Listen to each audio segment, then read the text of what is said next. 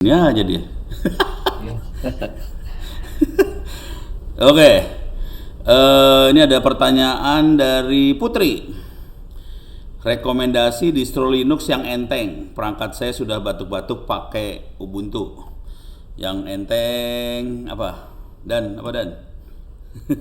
Saya share screen dulu lah. Slackware. Slackware mah berat meren ya. Ada yang lebih enteng nggak? Apa yang kemarin ya? Puppy Linux. Pokoknya ada tuh. Nah, ini kayak gini-gini enteng nih. Coba apa ya? Lightweight Linux distro. Nah, lihat di sini dah. Best lightweight Linux distro 2023. Kalau Ubuntu namanya L Ubuntu. Mana nih? Tadi mana nih? Sorry. Ini chatnya gue. Ini pakai layar ini soalnya. Ini ada Anti-X, ada Bunsen Lab, ada Linux Lite. Jadi ada banyak sih. Kalau Ubuntu yang turunannya Ubuntu namanya L Ubuntu. Itu lightweight Ubuntu. Nah, itu enteng. Ini ada LXLE. Jadi ada banyak sih. Ini Proteus apalagi. Puppy Linux. Nah, masuk kan? Jadi silakan dilihat, silakan dicoba. Gitu ya. Oke ya. Oke, sambil ini mana sih tadi chatnya gue? Kok hilang?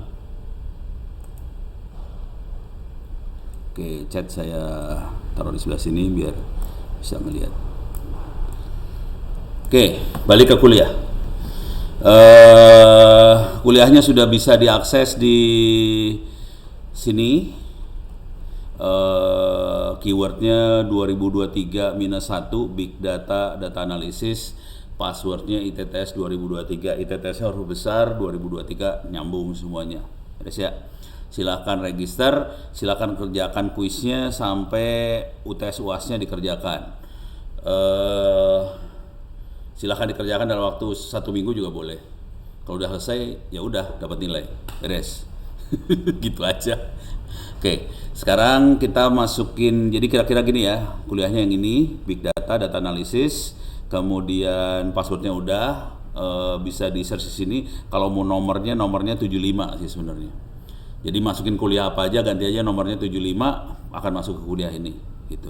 Nah, sekarang kuliahnya secara umum ada tentang Big Datanya dulu, kemudian data analisisnya. Big Data cuma satu modul, kemudian sisanya data analisis. Cuman jadi nanti tentang konsep data science itu apa. Nah, ada 3 bahasa yang dipakai di sini. Orange sampai sini orange.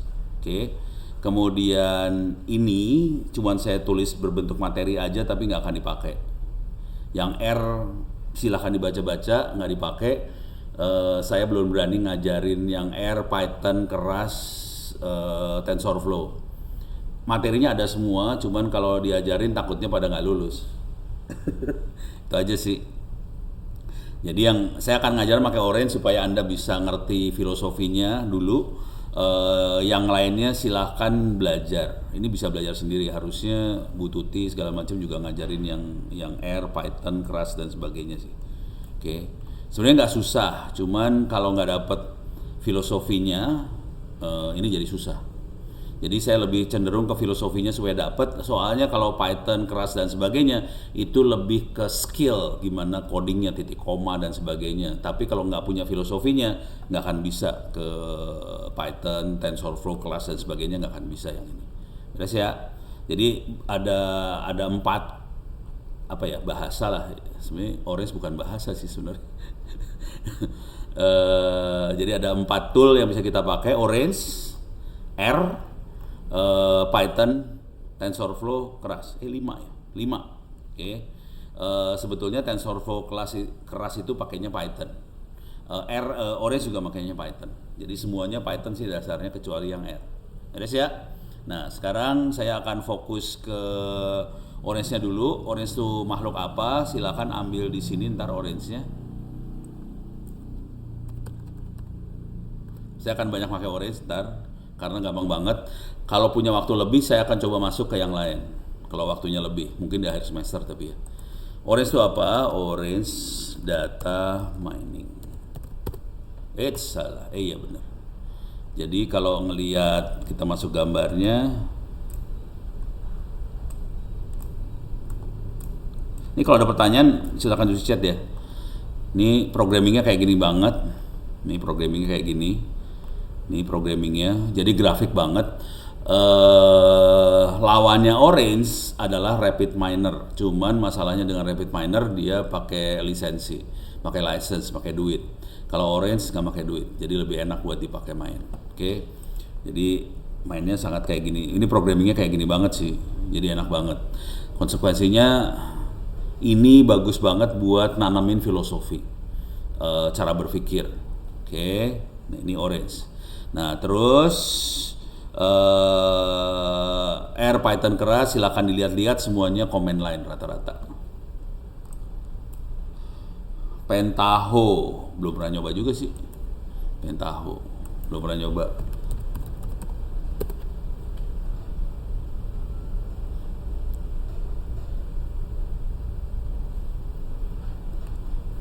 Kalau buat saya cobain aja. Yang masalah kalau harus bayar itu aja. Wes, menarik tuh.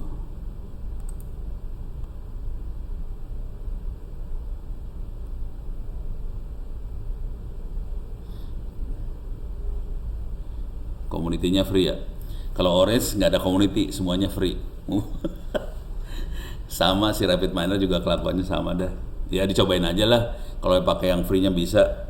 Jadi seringkali waktu kita analisa yang masalah sih. Oke, beres ya. Jadi kira-kira itu Orange ya. Oke, sekarang saya masuk ke. Jadi tool yang kita pakai Orange dalam waktu 1 semester ini materinya. Kita akan bahas soal data mining, terus contoh-contohnya segala macam. Cuman kayaknya ini harus saya bakal loncat-loncat nih ya. Soalnya nanti waktu visualisasi data masuk ke data mining lagi, nanti ada visualisasi, modeling, evaluate, unsupervised learning, text mining, image analysis, network, time series. Nah, di time series ini paling susah, paling berat karena time series itu kita menganalisa data yang berubah terhadap waktu. Kalau yang lain rata-rata datanya tidak berubah terhadap waktu. Kalau time series contoh yang paling sering kita lihat adalah Internet of Things, itu time series. Terus misalnya harga saham, time series. Harga yang fluktuasi kayak gitu ya. Harga saham, udah gitu bunga bank lah. Terus pokoknya itu semua time series dan itu buntunya batuk gara-gara Pentaho. Iya. Harga kripto. Wah, ini si Danito mainannya kripto. Ya itu time series juga. Jadi time series seru, cuman susah. Maksudnya susah buat dapat prediksi yang presisi, kira-kira gitu. Oke. Sekarang kita mulai masuk ke bidang. Jadi ini yang akan kita bahas ini, kira-kira 1 semester. Yang lain nggak beda jauh sih sebenarnya, materi yang lain dengan yang ini nggak beda jauh, yang Orange nggak beda jauh. Cuman bedanya nanti sintaksnya beda. Sintaksnya aja yang beda. Cuman ini kan ada time series juga, ada text processing, sentiment analysis, sama di sini juga ada di Orange. Semuanya ada. Cuman nanti sintaksnya beda, perintahnya lebih banyak. Kira-kira kayak gitu aja sih. Tapi filosofinya sama. Oke. Nah, sekarang saya akan masuk pelan-pelan ke coba big data lah. Oke. Kalau big data segala macam paling gampang cara berpikirnya ginilah. Cara pikirnya kayak gini dah. Masuk ke data.go.id. Ini adalah big datanya Republik Indonesia. Oke. Jadi ini cita-citanya cuman orang yang ngoperasinya kayaknya urusannya seru banget nih urusan satu ini. Jadi cita-citanya Republik ini punya big data, ada data.go.id, kemudian ada misalnya di DKI juga ada apa yang namanya ya? Satu data. Coba. Satu data. Nah, KKP punya satu data, semua rata-rata namanya satu data sih. ada Menkoperasi UMKM. Jadi semua pengen punya seperti itu, big data. Jadi mereka mengarsip semua data, kemudian pengennya kita bisa analisa dari situ. Tujuannya buat apa tujuannya? Jadi ini kalau di level kementerian lembaga ya. Jadi mereka ngumpulin data, cuman nyebelin nih. Ini gua kasih tahu dulu masalahnya. Ini contoh. Kita contoh masuk ke provinsi, misalnya provinsi bisa nggak di? Oke, kita masuk kategorinya DKI, DKI misalnya ya. DKI, kok nggak bisa? Ya, jadi all semua.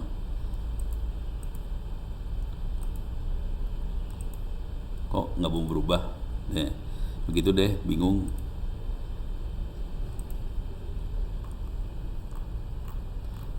Ini saya sembarangan aja saya klik ya. Ya nggak mau. Kok nggak mau? Ya. Tuh menunya gimana sih nih?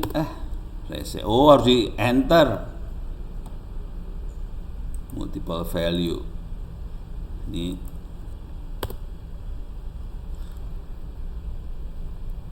Jadi kita ceritanya kayak gitu, udah gitu kita bisa ngambil datanya. Nah, jadi mereka kayak BPS yang dilakukan sekarang di ITTS ini, mereka data entry, kebanyakan buat data entry. Yang PR kita adalah gimana caranya nganalisa data ini sih sebenarnya. Oke, jadi Republik punya satu data, ini banyak. Oke, udah satu datanya udah kebayang. Nanti kita bisa ngelihat arsip datanya, terus kita bisa download filenya. Kira-kira kayak gitu cara mainnya. Nah, cuman yang nyebelin, bayangin filenya bentuknya kayak gini, nyebelin banget kan. Kita mau analisa kayak gimana kalau kayak gini caranya?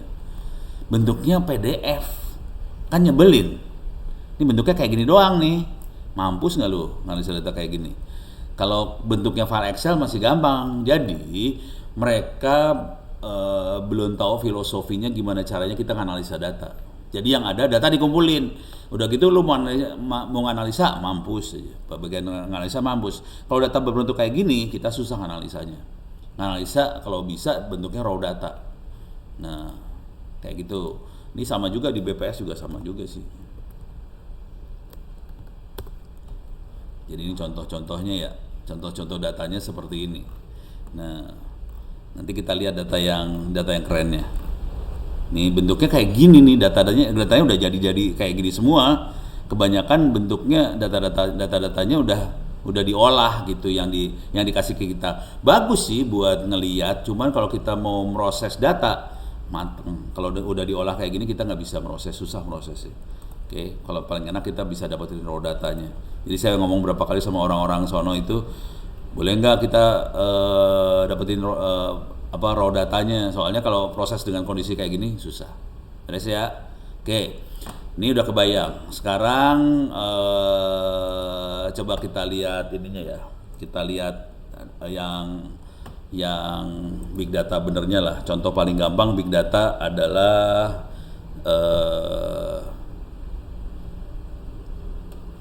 Google Maps ya. Ntar saya lagi bingung enaknya lewat mana ya ngomongnya paling enak. Soalnya ini layar saya jadi kecil, atau saya cabut aja ya biar ngegedein. Ini berubah nggak ya ntar? Coba ini saya cabut. Ini berubah nggak? Ini di zoomnya berubah nggak ya? Mudah-mudahan berubah sih. Masih tetap, Prof. Oh zoomnya tetap.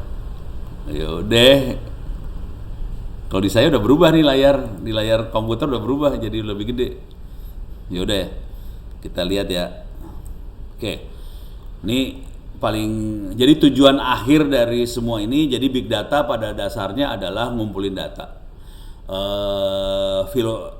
Teorinya sih datanya boleh sembarangan formatnya, teorinya boleh sembarangannya. Tapi kalau kita praktek di lapangan lebih enak kalau kita format datanya. Jadi datanya formatnya tertentu.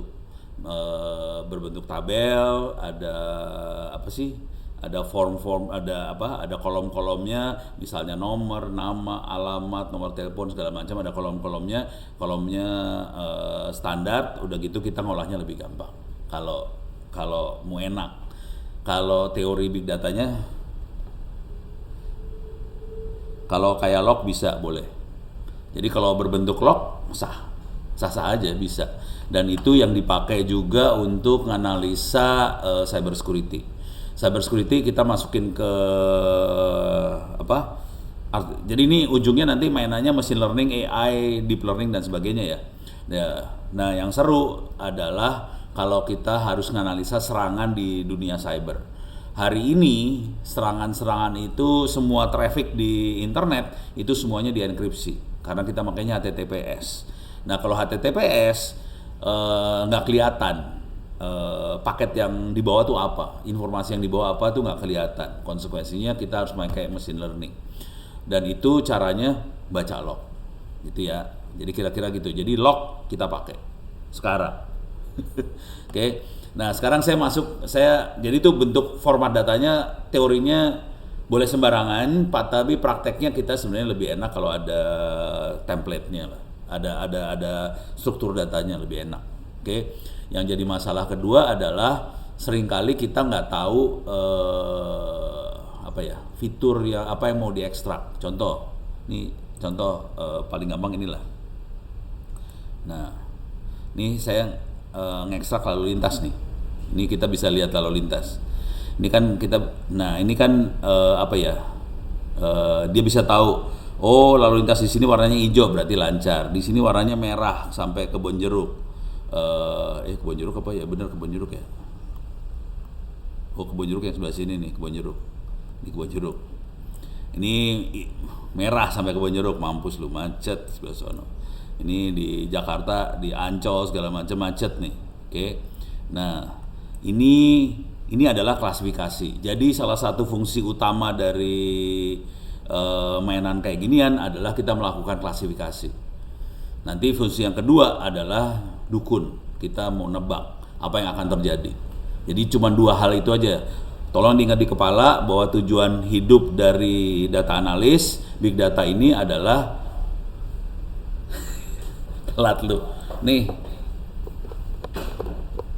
Pakai ini. Ntar nih ada mahasiswanya datang soalnya. Ini layarnya geser. Layarnya geser situ aja biar kelihatan. Nah? Laptop apa?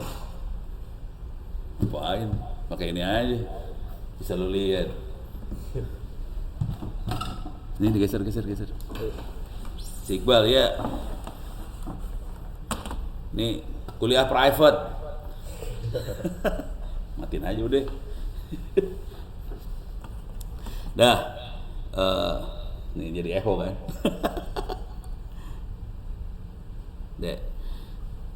Dah. Jadi tujuan hidupnya, tolong diingat tujuan hidupnya dua ya.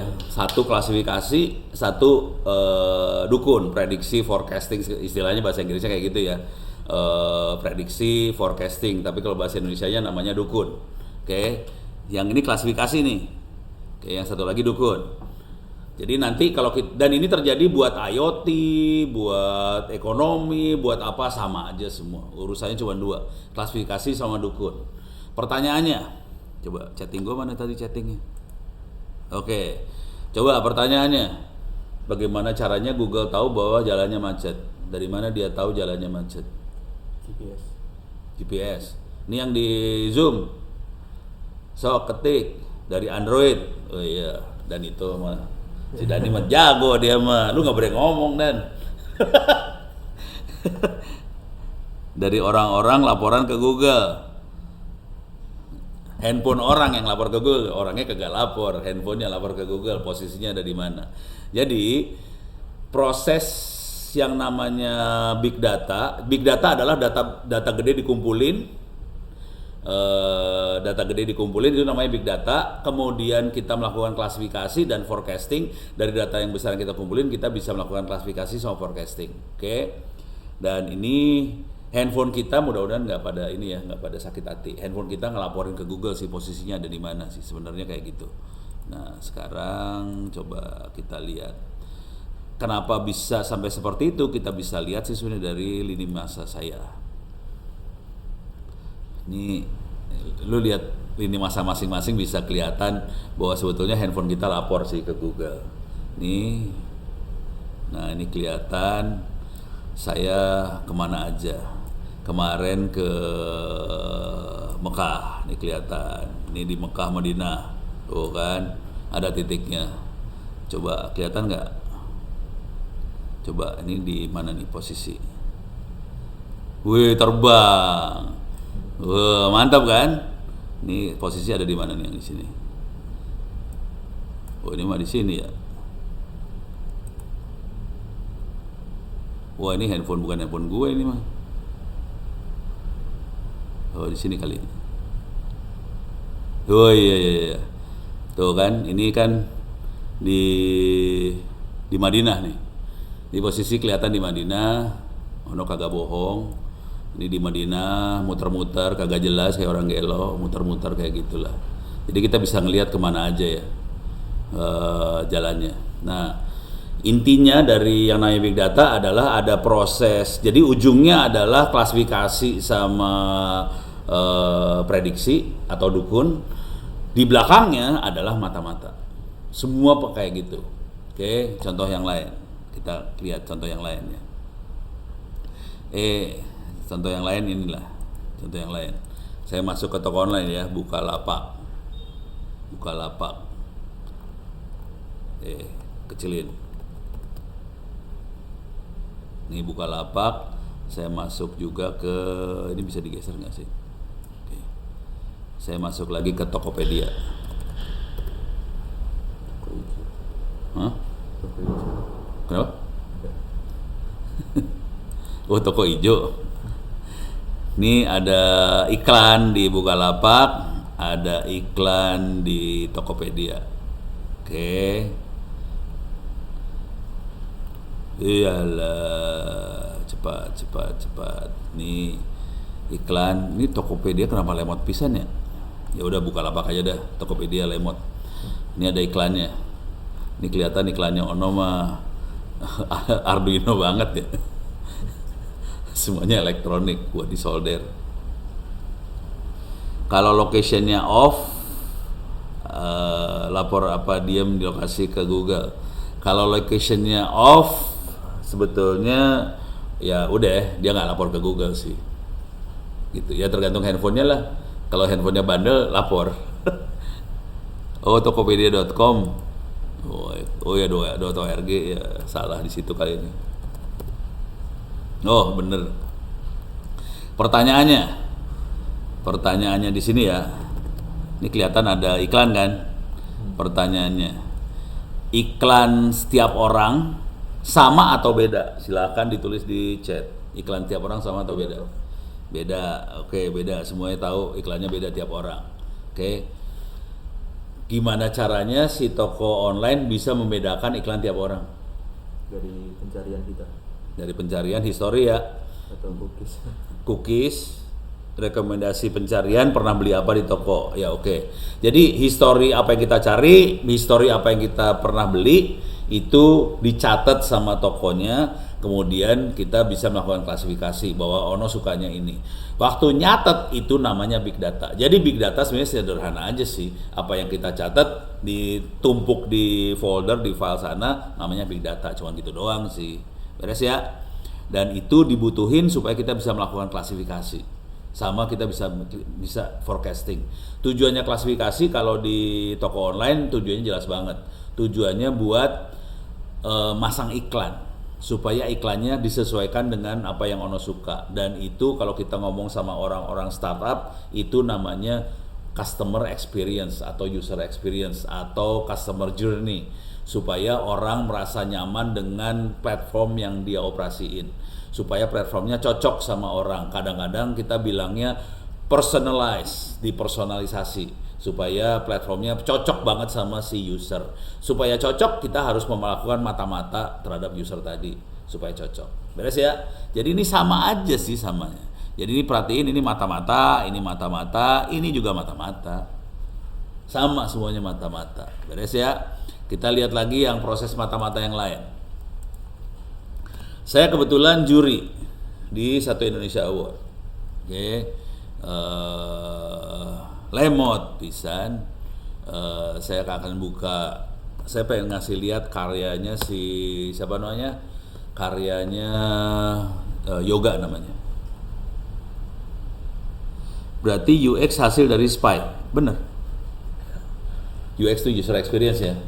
Itu hasil dari mata-mata. Emang lu pada nggak tahu ya, prosesnya mata-mata sebenarnya. Cuman teorinya aja, wah customer journey lah, customer experience. Padahal sih belakangnya mata-mata semua, bohong banget lah. Beres ya. Nah sekarang saya akan masuk ke Satu Indonesia Award. Oke. Satu Indonesia Award. Satu Indonesia Award. Oke. Satu Indonesia Award adalah award yang dikasih ke orang Indonesia yang umurnya di bawah 35 tahun dan inspiratif. Ini masih udah belum 35 kan? Oke. Ini udah dibuka, akan ditutup Agustus. Tolong kalau kenal anak-anak teman-teman yang inspiratif, umur di bawah 35, silahkan dimasukin ke Satu Indonesia Award. Ya, inspiratif tuh artinya jadi contoh yang luar biasa banget. Nah, ini contohnya adalah, oh ini jurinya, kalau ini mah juri. Ini jurinya, saya kasih lihat jurinya ya. Ini Billy Boon, Pak Boy, Budian, ada Profesor Emil Salim. Udah tahu nggak dia siapa? Nggak tahu ya, bekas menteri zamannya Soeharto. Ini Pak Fasli. Ada Ono ya. Yang penting yang sebelah kanan nih. Ini yang selalu bikin salah fokus. Oke. Ada Dian Sastro. Tapi Pak Bu Nila Muluk bekas menteri, ini wakil menteri, Pak Fasli wakil menteri. Kalau Ono penjahat. Oke. Dia Sastro bikin salah fokus. Tapi yang penting bukan itu, adalah kisah penerimanya. Ini orang-orang yang dapat menerima awardnya, dan mereka ini umur semua di bawah 35 ya. Umur di bawah 35 semua. Ini contoh yang inilah. Ini namanya siapa? Pondra Nur Baskoro. Yang dia bikin adalah IoT buat tambak udang. Kenapa dia bikin? Dia bukan orang elektro, dia bukan orang informatika, dia orang pertanian. Tapi pokoknya pertanian peternakan lah. Dia mainnya udang. Dan udang itu bahaya banget. Kalau sampai kualitas airnya tidak bisa dikontrol, dia ruginya miliar. Supaya dia nggak rugi miliar, dia kontrol kualitas airnya, pH-nya berapa, makanannya berapa, segala macam dikontrol. Kontrolnya pakai apa? Nggak mungkin pakai manusia. Kontrolnya pakai IoT. Jadi dia bikin itu sih sebenarnya. Oke. Cuman ada yang lebih keren dari itu. Kalau IoT masih biasa-biasa aja buat saya sih. Yang keren tuh si Yoga. Yoga tuh 2000 berapa? 2020 kali ya. Coba kita lihat Yoga. Bener nggak ya? Ini Yoga. I Gede Matre Yoga Pratama, pelacak ikan berbasis navigasi. Mampus lu. Itu aplikasinya bisa diambil di sini. Oke, namanya Fishgo. Bukan, kalau kita kan taunya Gojek. Ini bukan GoFish, Fishgo. Fishgo. Nah, ini Fishgo. Kode Indonesia. Ini keren nih, aplikasi keren banget. Jujur, juri yang lain nggak ngerti sih. Juri yang lain nggak ngerti. Saya ngerti. Coba di sini ada contohnya. Nah ini ya. Dia, ini kelihatan Pulau Bali, ini kelihatan kan, ini Sanur nih. Airport ada di sini. Ini ini Pantai Kute. Sanur sebelah sana. Nah, yang dilakukan oleh Yoga adalah dia bikin aplikasi Fishgo ini bayangin cara berpikirnya gini ya. Bayangkan nelayan adalah kelompok peternak, ya pokoknya orang yang dapat dari hewan ya, ikan dalam hal ini. Ini adalah kelompok yang nyari ikan yang paling miskin di Indonesia kan nelayan rata-rata. Nelayan tuh miskin, susah. Dan untuk nyari ikan, dia harus ngabisin bensin kapalnya dia buat muter-muter nyari ikan. Kalau kita bisa ngehemat bensinnya, kalau kita bisa nunjukin nelayan hari ini ikan ada di mana, itu nelayan terima kasih banget. Aplikasi yang dibikin Yoga adalah dia bikin aplikasi supaya nelayan nggak usah nyari-nyari. Waktu dia melaut, biasanya mereka melautnya kan sore ya. Dapat mancingnya semalaman tuh di laut malam. Nah kalau udah dapat dia balik tanpa perlu nyari, berarti dia bisa menghemat bensin. Kalau dia bisa menghemat bensin, ongkos produksi ikan jadi turun banget. Nah, itu aplikasi yang dibikin sama Yoga. Oke, dia intinya dia sebelum waktu nelayan turun ke laut, dia akan nunjukin ikan tuna ada di mana hari ini, ikan apalagi ada di mana hari ini lah. Kira-kira kayak gitu. Pertanyaannya, silakan tulis di chat. Gimana caranya si aplikasinya Yoga tahu ikannya ada di mana? Mampus nggak lu pada? Coba yang ahli-ahli IoT, gimana coba taunya ikannya ada di mana? Mati lu pada. Kebayang nggak? Pusing ya? Dari musim. Nah, dari mana musim? Ini ada di handphone loh. Aplikasinya di handphone, dia tahu. Data plankton penginderaan jarak jauh satelit. Ya, salah. Emang ada satelit plankton. Tapi udah mulai dekat. Hah? Dari sonar. Pakai sonar, harus pasang banyak sonar. Salah. Yoga bukan orang kaya. Gimana caranya dia bisa ngelihat segitu gede tanpa duit? Keren kan? Ini saya kasih tahu rahasia dulu ya. Ini mainnya big data banget. Sama persis seperti Google Map. Atau sebelum jawab ini, gue kasih lihat Google Map lagi ya. Taruh pertanyaan dibalik, ulang lagi. Ini Google Map melakukan mata-mata seperti ini. Oke, dia bisa. Nah, Fatur bener. Sensor jarak jauh. Ini Fatur benar, cuman sensornya lewat satelit. Jadi campuran antara Fatur sama Dani. Oke. Nah, saya balikin ke sini dulu ya, ke Google Map. Kita lihat proses melakukan perdukunan. Ini Google Map, kita akan melakukan perdukunan. Nih. Oke. Sorry, saya akan nyari Tangerang. Ini dari Tangerang ke Jakarta. Kenapa jauh banget ya? Kita bikin jalan dari Tangerang ke Jakarta. Ini bisa dikecilin kagak sih? Nih contoh. Ini dari Tangerang ke Jakarta. Oke. Ini jam berangkat sekarang. Sekarang teh jam 8.34. Kalau berangkat sekarang, sarannya dia dari Tangerang masuk ke tol airport, lewatin ke arah Ancol, tapi nggak usah sampai Ancol, langsung masuk ke tol dalam kota, belok sini.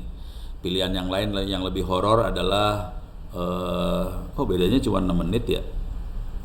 Beda cuma 3 menit, bisa lewat sini juga. Oke. Jadi bisa lewat Ancol kalau berani mati. Oke, jadi jalannya kayak gitu. Ini sekarang, kalau mau lihat kemampuan Google Map jadi dukun, caranya gampang banget nih, kan berangkat pada. Ini masih sekarang.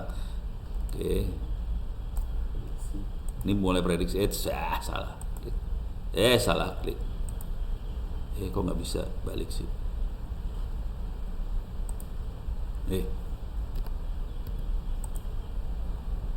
Ini gimana caranya?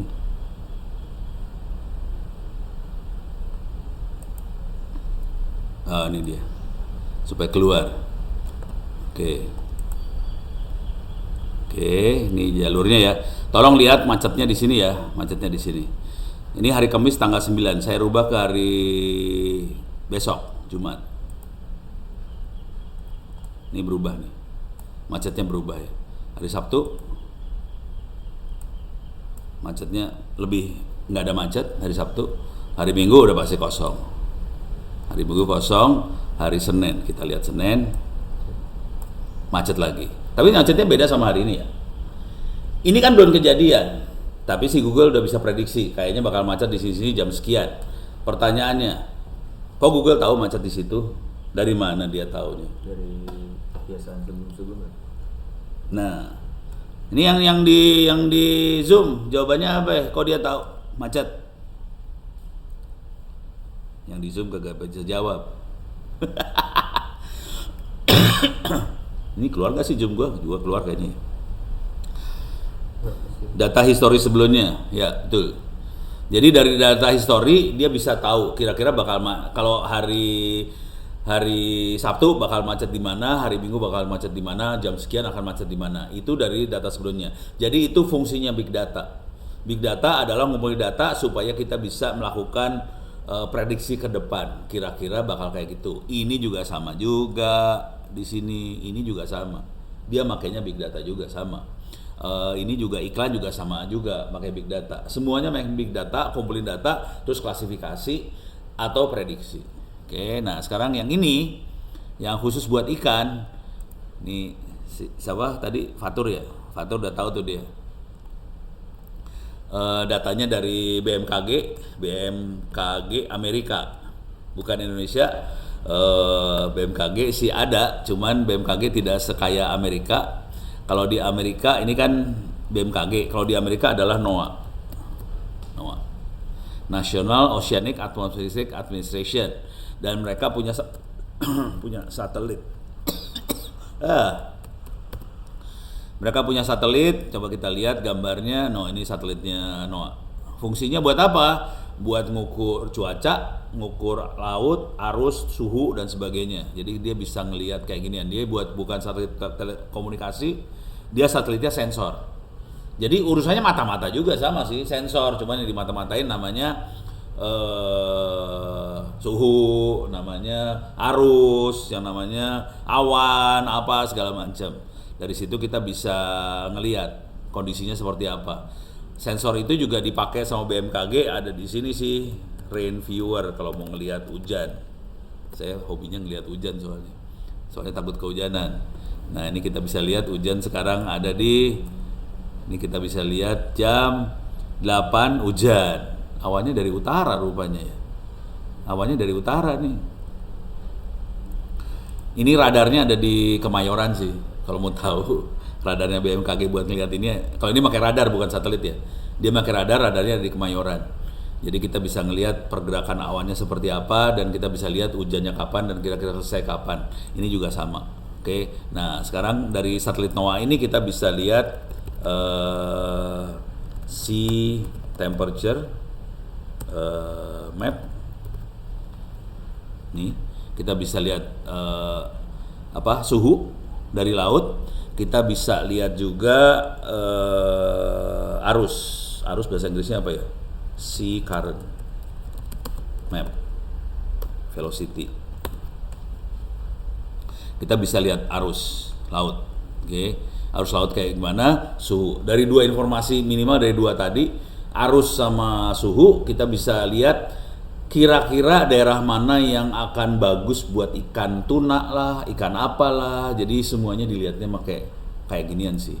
Nah, iya, National Oceanic Atmospheric Administration NOAA.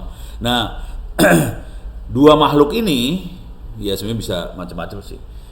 Dari informasi-informasi seperti ini kita bisa nanti prediksi ini. Nah, yang seru dari NOAA tadi, data ini bisa di-download gratis. Si NOAA cukup gila, datanya dia download gratis. Dari situ kita bisa jadi IoT-nya bukan Internet of Things biasa, IoT-nya pakai satelit dia. Kalau kita kan IoT-nya pakai Arduino, ini IoT-nya pakai satelit. Udah gitu, jadi sensornya satelit, kita punya data, kita bisa melakukan prediksi. Hasil karyanya adalah yang ini. Beres ya, ini keren nih.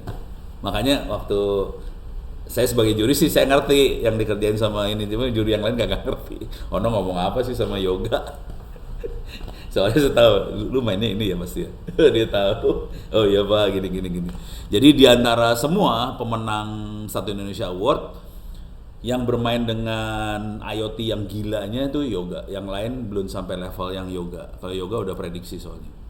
Kalau yang lain lebih monitor aja, kemudian dia mengaktifasi ini ya. Dia belum saya prediksi dia. Misalnya dia monitoring suhu, terus dia mulai ngerubah arus airnya, makanannya diaktifin supaya udangnya nggak mati. Jadi yang ada dua sih yang dapat udang, ada dua-duanya sama IoT buat udang. Jadi IoT udang laku keras soalnya udang bisnis miliaran, kalau sampai mati dia ruginya miliar. Makanya udangnya dipertahanin banget. Beres ya. Nah, ujung dari semuanya adalah ini. ujung dari semuanya. Saya masuk sini, bentar, mana sih PQR TTS? Kalau nggak salah sini. Riset mana riset penelitian? Oh sorry salah. Riset. Ini dia. Jadi saya diminta sama BPK nih, ada dua sih, BPK tahu BPK sama BPKP kan? Tahu nggak BPK BPKP? Nggak tahu ya? BPK Badan Pemeriksa Keuangan. Iya, BPK Badan Pemeriksa Keuangan, BPKP sama aja lah kira-kira, tapi yang satu ya sama lah kira-kira. Nah waktu itu BPK yang minta, jadi ceritanya gini, Badan Pemeriksa Keuangan Republik Indonesia ini selama ini yang diperiksa adalah kwitansi. Jadi kalau kita ada kerjaan segala macam dicek kwitansinya. Lu nyolong kagak? Setelah dicek kwitansinya berarti kalau lolos berarti aman. Padahal kejadiannya adalah banyak yang bikin kwitansi palsu kan ya. Nah, makanya sekarang BPK sakit hati, BPK-nya bikin yang dianalisa bukan kwitansi, tapi program kerjanya jalan apa kagak. Yang masalah dengan program kerja adalah kita tidak bisa cuman meriksa kwitansi doang. Kalau program kerja kita harus melihat laporan pekerjaannya, komentar masyarakat, dan itu bentuknya teks, bukan file Excel, bukan angka. Nah bayangin kita harus ngecek teks, bukan file Excel, bukan angka. Nah mulailah BPK minta tolong, bisa nggak ini dianalisa pakai machine learning. Jadi machine learningnya suruh baca laporan, suruh baca komentar masyarakat di media sosial, apakah program yang dibikin ini berhasil apa enggak, atau survei. Kalau orang yang harus ngerjain mabok, jadi caranya komputer. Nah kira-kira bentuknya kayak gini nih. Bisa digedein lagi enggak? Ini gedein dikit lah. Nah bentuknya kira-kira kayak gini sih. Jadi sama semua. Ini ada objek penderitanya. Ini bisa masyarakat, bisa suhu, bisa cuaca, bisa apa segala macam. Di sebelah sini ada sensor. Sensornya kalau tadi suhu, cuaca segala macam bisa IoT. Tadi kalau di toko online adalah history. Kalau di Google Map namanya sensornya handphone. Ini ada sensor. Semuanya ngumpulin data ke big data, database. Jadi ada objek, sensor, masuk di data. Sama aja mau toko online, mau peta, mau si yoga bikin tracking buat ikan apa segala macam, sama aja semua kayak gini. Kemudian kita mainan data analisis, machine learning, deep learning atau AI yang dikerjakan oleh data science atau data analyst. Ujungnya cuma dua, prediksi, dukun, forecast atau klasifikasi. Dan ini dijadiin masukan untuk ke atasnya. Kalau di Republik ini ya presiden atau menteri. Tujuannya kira-kira kalau presiden menteri dari hasil analisa mata-mata ini, presiden sama menteri kan jadi tahu kira-kira rakyat Indonesia puas nggak sih dengan program pembangunan yang ada. Kira-kira program pembangunannya cocok nggak sih dengan masyarakat. Ini namanya customer experience atau customer journey atau program pemerintah. Sama aja semuanya. Jadi apakah itu startup, apakah itu pemerintah atau apa aja, sama aja siklusnya cuma gini doang. Beres ya? Kebayang ya? Jadi mau disebut big data cuma ini doang sih. Supaya data banyak dikumpulin, tapi datanya jangan terlalu canggih mikirnya. Datanya bisa berupa file Excel sih sebenarnya. Oke. Kalau datanya IoT, datanya berupa file teks juga bisa. Jadi datanya nggak canggih-canggih amat, tapi yang penting, yang paling canggih adalah gimana caranya kita analisa supaya keluar datanya. Beres ya. Dari sini kita bisa ngelihat ke depan seperti apa programnya. Kira-kira kayak gitu. Sampai sini ada pertanyaan kagak? Aman ya? Kebayang kan? Jadi ini mau kuliah big data, mau kuliah data science, mau kuliah IoT, sama semua kayak gini sih. Mau nanti masuk startup, mau bikin web apa, ujungnya kayak gini doang. Kebanyakan orang ngutak-atiknya di ujung sebelah sini. Orang yang di sebelah sini orangnya beda, nggak ada hubungan antara orang kanan sama orang kiri. Padahal harusnya dihubungin kanan kirinya dihubungin supaya bisa nyambung semuanya. Jadi user experience akan terjadi kalau si pimpinan, manajer, direktur, presiden, menteri bisa dapetin data langsung dari bawah. Kebanyakan dari bawah itu masukin datanya ke big data, udah gitu diproses sama orang-orang yang rajin yang ada di BPS, akhirnya berbentuk data yang nggak bisa kita analisa lagi, berbentuk laporan kayak gini. Kalau udah kayak gini kita nggak bisa apa-apa lagi sih. Kalau mau diapa-apain paling enak raw data. Nah baru seru nih urusannya, gitu ya. Jadi semuanya mata-mata sih sebenarnya. Prosesnya semua mata-mata. Nih balikin lagi ke sini. Mana tadi teh? Jadi ini proses mata-mata semua ya. Udah kebayang mata-mata ya. Sekarang saya kasih lihat kerjaan iseng saya, biar kebayang lah. Si Ono kerjanya suka iseng banget soalnya. Ini kerjaan cuma seminggu, bisa masuk ke sini. Keywordnya GTK Ono. Ini GTK adalah Jurnal Ilmiah Teknik Elektro Komputer dan Informatika di UAD di Jogja. Salah klik. Yang ini ya, salah. Yang bawahnya nih ada comparing machine learning human. Nah ini. Oke.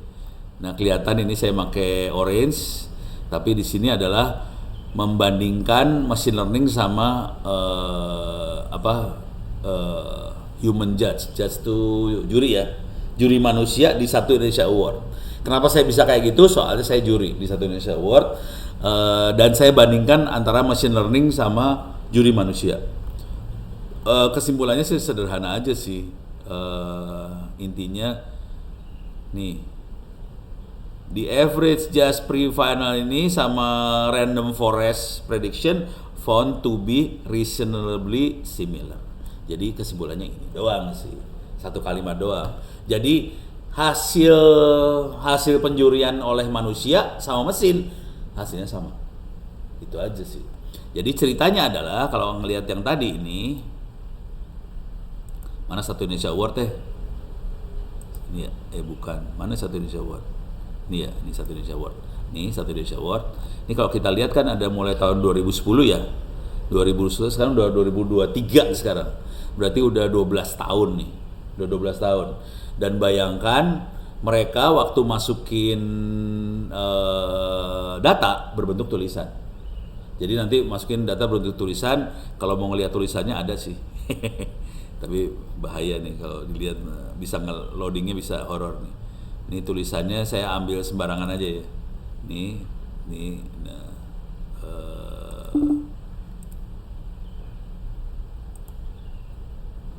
ini bentuknya kayak gini lah tulisannya nih. Tulisan-tulisan kayak gini biasanya ada. Wish, kemana nih? Bentuknya kayak gitu. Bentar, saya lagi nyari. Ini 2 mega. Ini kemungkinan lebih gede nih. Nah, ini ada ID, ada nama, kategori, bidang, tanggal lahir, apa segala macam, alamat provinsi. Terus ada, nah ini ada tulisannya. Obstacle itu tingkat kesusahannya apa, outcome-nya apa, bentuknya tulisan semua. Dan di sini ada nilai biasanya. Di ujungnya, nilainya mana? Ini ada harus saya cari file yang ada nilainya nih. Jadi ada nilainya. Bentar, ada nilainya kagak? Oh, yang ini nggak ada nilainya. Jadi setelah file ini, kemudian dikasih file nilai. Oke. Coba. Saya lagi cari yang ada nilainya, ada nggak? Oh, ini ada nilainya nih. Ini nilai nih. Ini nilainya. Nah, ini ada nilai nih. Oke. Jadi ada nilainya. Ini tulisannya, terus ada nilainya. Oke. Nilainya itu yang ngasih nilai adalah juri-juri ini. Juri mana tadi? Nah, ini juri-juri ngasih nilai. Jadi bayangkan ada tulisan, ada nilai. Konsekuensinya karena ini tulisannya banyak, masing-masing ada nilai, ini kayak soal esai. Jadi bayangin kalau ada pertanyaan esai, kalau dikumpulin kita bisa tahu kalau tulisannya kayak gini nilainya berapa, tulisan kayak gini nilainya berapa. Dari situ kita bisa prediksi kira-kira nilainya kayak gimana. Gitu ya. Beres ya? Dan itu yang dilakukan, dan akhirnya saya bikin paper journal di sini, bisa di-download sih papernya kalau mau. Ini ada full text PDF. Ini papernya bisa download. Saya nggak akan download, saya lihat file yang udah saya download aja di sini nih kalau nggak salah. Bentar, ini dia PDF. Kalau nggak salah yang ini nih kalau nggak salah.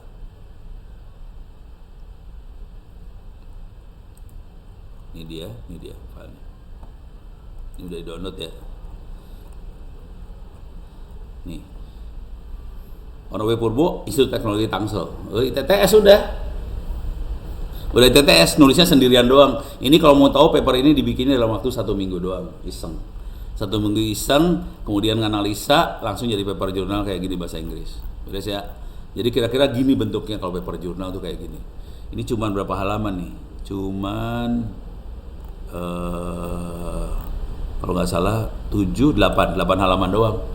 Oke, bentuk jurnal kayak gini, referensinya ada sekitar 43, kemudian udah 8 halaman. Dan jurnalnya curang banget, ini saya source code saya masukin. Ini source code pakai orange dimasukin ke paper jurnal. Beres ya? Kesimpulannya cuma satu kalimat tadi aja, ternyata antara mesin sama manusia nggak beda jauh hasilnya.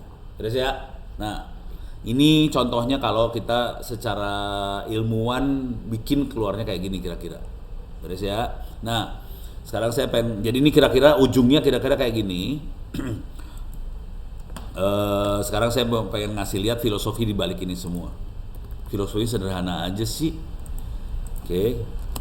Nanti semuanya sama aja sih filosofinya gitu doang. Nanti kalau kita lihat Python lah, ngelihat Orange, lihat Keras, lihat TensorFlow, semuanya sama filosofinya. Filosofi cuma kayak gini doang sih. Oke, saya gedein.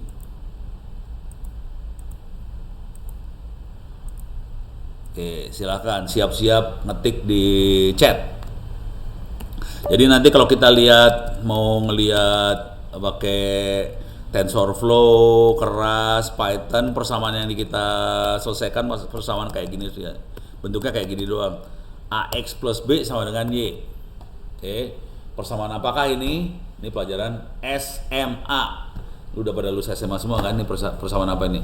Silakan tulis di chat. Persamaan apakah itu? Nggak tahu juga dia. Aljabar. Dan itu salah. Yang benar linear. Ya ini bagian dari aljabar. Tapi ini persamaan linear ya. Kalau X kuadrat jadi persamaan parabola. Kalau X persamaan linear. Beres ya? Nah, sekarang saya akan kasih contoh cara kerjanya si algoritmanya semua. Algoritmanya kerjanya sederhana banget. Jadi kalau kita punya data misalnya X sama dengan 1, Y-nya 7. Oke. Ini kita kasih training, si persamaan kita kasih training. Jadi selalu yang namanya machine learning kita harus ngasih training. X1, Y7, X2, Y8, X3, Y9. Oke. Pertanyaannya, A-nya berapa, B-nya berapa? Silahkan dijawab, A-nya berapa, B-nya berapa? A berapa, B berapa? Jadi ini proses pertama adalah training, data training. Kemudian kita cek A dan B-nya berapa. So, A dan B berapa? Bingung loh. Kalau di pelajaran SMA ini prosesnya namanya substitusi. Udah lupa semua loh, dasar. Parah. Dulu pasti matematika pada kerjanya ngapal. Gampang ini memang, asli gampang. A-nya berapa, B berapa, halo?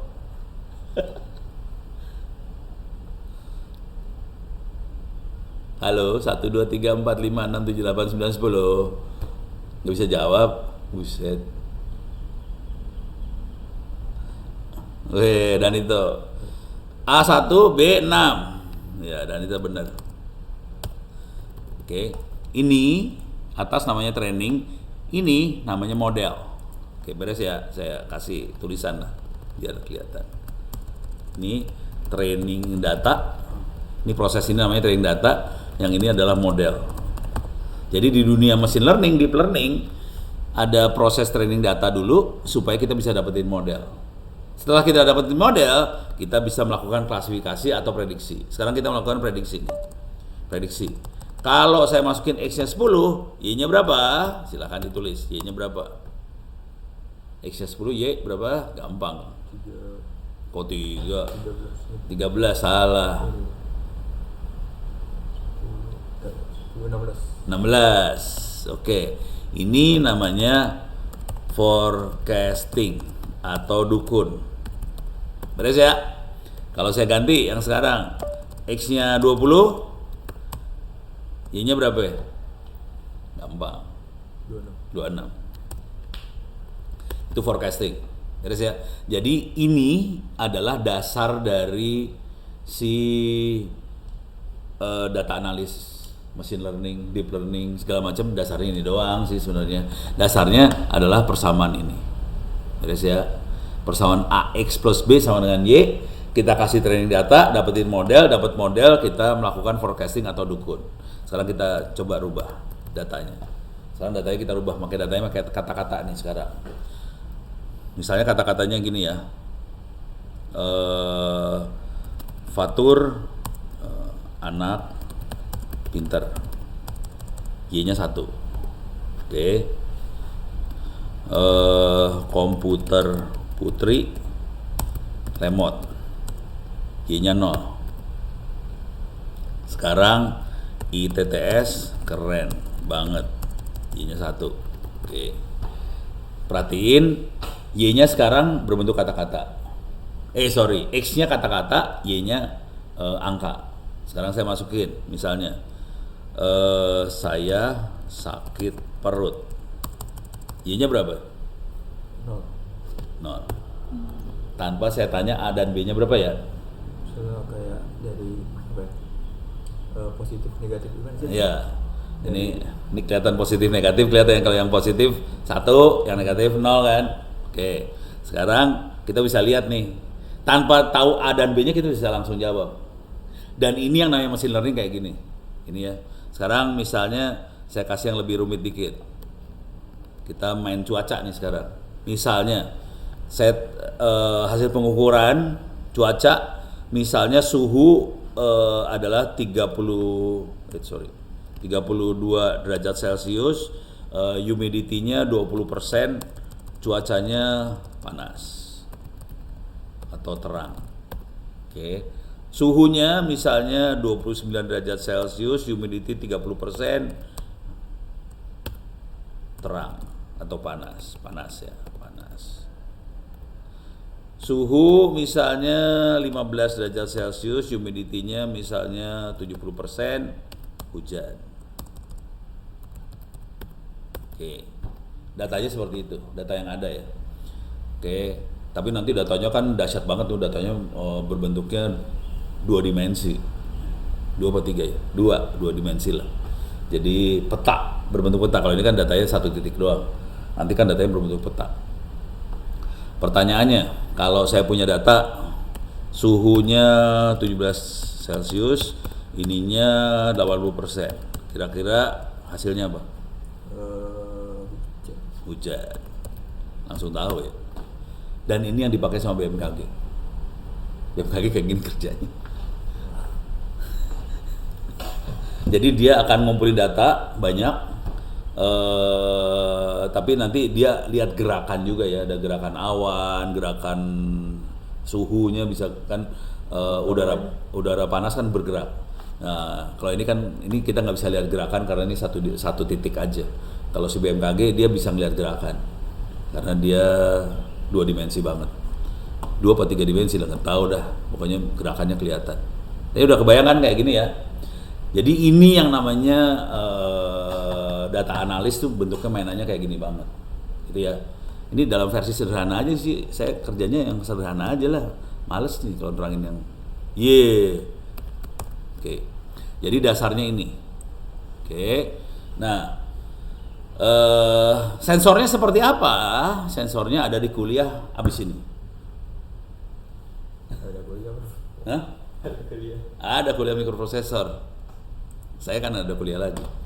Nah, contoh sensornya gini dah. Kalau mau ngelihat contoh yang benernya ya, APRS. APRS. Ini sensor, ini saya kasih lihat sensor suhu nih. Sensor saya yang dipakai sama teman-teman saya. Ini yang dipakai sama teman-temannya Ono. Karena kita nggak punya duit kere, kita pakai walkie talkie. Ini walkie talkie harganya sekitar 200.000 atau 300.000 sekarang. Wofeng punya Cina. Ini modem bisa bikin sendiri, harganya 100.000 apa 200.000. Ini GPS harganya terakhir saya bisa dapat di Bukalapak harganya 40.000. GPS, coba lihat bentar. Coba iseng. Kemarin dapat loh. 40.000 geblek. GPS. Arduino. Itu tadi ada. Gelo. Jadi harganya parah banget. Nih, 50.000 ya. Ini GPS. Goblok ya harganya edan. Jadi GPS harganya geblek. Udah gitu ini bisa disuruh ngomong sama Arduino dan kita bisa tahu posisi. Dan ini bisa disambungin ke walkie talkie ini dan kita bisa tracking. Oke. Jadi sensornya bisa kayak gini banget dan ini kita bisa lihat hasil akhirnya dulu ya. Nanti saya balik lagi ke sensornya. Jadi yang namanya big data mainannya kayak gitu banget sih. Nah, sekarang coba kita lihat aprs.fi. Ini aprs.fi. Ini di Jogja. Kita masuk ke Jakarta aja biar kelihatan lebih seru. Ini di Cikampek. Ada beberapa orang yang masang. Jadi ini operasional beneran. Ini sekarang kondisinya. Ini di Jakarta ada beberapa. Ini yang jadi relaynya di sini. Anak-anak ada di sini rupanya. Wow. Oke. YC1 SCC dipasang B3 biji, kurang kerjaan banget. Oke. Ini biang keroknya ada di sini rupanya di Tangerang Selatan. Banyak banget dia masang. YB1TJ. Ini saya kenal semua sih orang-orang ini. Kemarin mereka ada di lantai 3. Waktu kemarin ada Jambore on the Air di ITTS, mereka datang. Jadi orang-orang ini pernah ITTS, jangan khawatir. Cuman anda gua kenalin, lu pada nggak tahu bahwa ini orang gila dalamnya. Jadi mereka yang bikin peralatannya kayak gini, bentuk alatnya kayak gini-ginian, terus mereka pasang alat-alatnya kayak gini. Nih sensor-sensornya dipasang di sini, oke. Saya kasih lihat yang cuaca ya. Kalau ini cuma posisi doang, yang ini cuaca nih, WX ini cuaca nih. Ini WX ini cuaca. Jadi dia bisa tahu temperatur, humidity, pressure, oke. Dan kita bisa ngelihat cuacanya kayak gini. Dari sini kalau kita punya banyak sensor, kita bisa melakukan prediksi ke depannya. Arah anginnya gimana, pergerakan suhunya kayak gimana, semuanya bisa diprediksi semua sih sebenarnya. Jadi kita butuh banyak sensor sih sebenarnya. Kalau yang benar-benar banyak tuh di Eropa, orang kayak gini banyak banget, orang gila banyak di sana. Jadi mereka banyak. Ini ada berapa di sini? Ada 1, 2, 3, 4. Ada 4 weather. 5, 1, 2, 3, 4, 5 weather sensor. Di sini punyanya airport juga bisa kita lihat. Oke. Kalau ini cuma posisi doang biasanya. Dia cuma ketinggiannya berapa, posisinya berapa. Jadi cuma gitu doang nih. Tapi yang gila-gila kayak gini. Bentuknya seperti apa sensornya? Sensor, jadi caranya APRS weather, bentuknya kayak gini nih. Ini kemarin teman-teman BMKG gondok sama saya. Soalnya BMKG harga alatnya 200 juta. Kalau ini harganya di bawah 2 juta. Jadi harganya 10% dari BMKG. Sakit hati. BMKG 200 juta, kita di bawahnya jauh gitu ya. Dan pakainya walkie talkie abal-abal kayak gini. Dan anak-anak ini pada gila semua, hari ini lagi pada main ke satelit sih sebenarnya. Mereka lagi mainan ke satelit. Oke. Barangnya ada di lantai sini sih sebenarnya. Di belakang saya ada nih sebenarnya peralatannya buat kayak gituan ada sih. Kalau mau dipasang. Cuman harus fokus hidup. Ya udahlah, saya lagi sibuk ngajar, nggak sempet. Nah ini kalau kita lihat mereka makanya Arduino juga sih, sama Arduino, terus dipasangin ke ginian semuanya pada ngoprek nyolder dan sebagainya. Ini weather lagi. Oke, beres ya. Jadi bentuknya kayak gini dan ujung-ujungnya sama aja sama yang kita lihat di sini tadi. Sorry, mana dia? Ini dia. Jadi sama semuanya. Jadi semua sensor, big data, machine learning, deep learning, data science, ujungnya sebelah sini. Dan kita bisa balikin sebagai customer experience, customer journey, atau program pemerintah, atau kita bisa ngasih lihat cuaca. Oke, ini kira-kira gambarannya kayak gini. Beres ya. Jadi alatnya bisa berbentuk hardware seperti Arduino dan teman-temannya, IoT, kuliahnya harusnya kuliah IoT. Kalau mau bisa ikut kuliah saya yang mikroprosesor, nanti ada IoT-nya juga di situ saya masukin. Cuman kuliah ini ada pertanyaan dari radiusnya. Kalau weather itu bukan radius ya, kalau weather kan di titik itu doang. Jadi nggak ada radius kalau si weather sih, titik itu kondisinya gimana. Jadi kita perlu pasang banyak sensor. Kalau radius pancaran walkie-talkie-nya sih. Kalau pancaran walkie-talkie-nya itu sekitar 10 sampai 15 km. Kalau pakai walkie-talkie seperti itu dikasih antena yang agak taruh antenanya di luar ya. Itu bisa 10-15 km kalau pakai antena kayak gitu. Cuman kalau kita pakai relaynya gila. Nih saya kasih lihat yang relay geblaknya ya. Jadi kalau si sensor itu di titik itu, sensor ya. Kalau sensor titik itu aja. Nah untuk ngirim datanya kita pakai walkie-talkie. Soalnya kalau kita pakai internet, pakai pulsa. Kalau pakai walkie-talkie kita nggak pakai pulsa. Jadi kita rata-rata pakai walkie-talkie sih. Soalnya kita tidak pakai pulsa. Dan walkie-talkie harganya murah. 200-300 ribu. Kalau nggak percaya kita cek aja di online nih, sekarang kita cek ya. Baofeng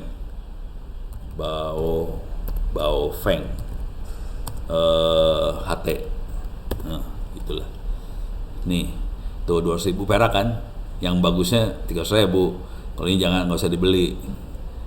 Pokoknya sekitar seginilah 200 ribuan dapat lah. Yang abal-abal, yang on. Saya belinya segituan juga sih. Jadi kita udah mainannya udah kayak gini doang sih. Walkie-talkie yang blow on beli jadi. Nah, kalau teman-teman saya udah gila sekarang, mereka pada bikin satelit 8 A3 A2.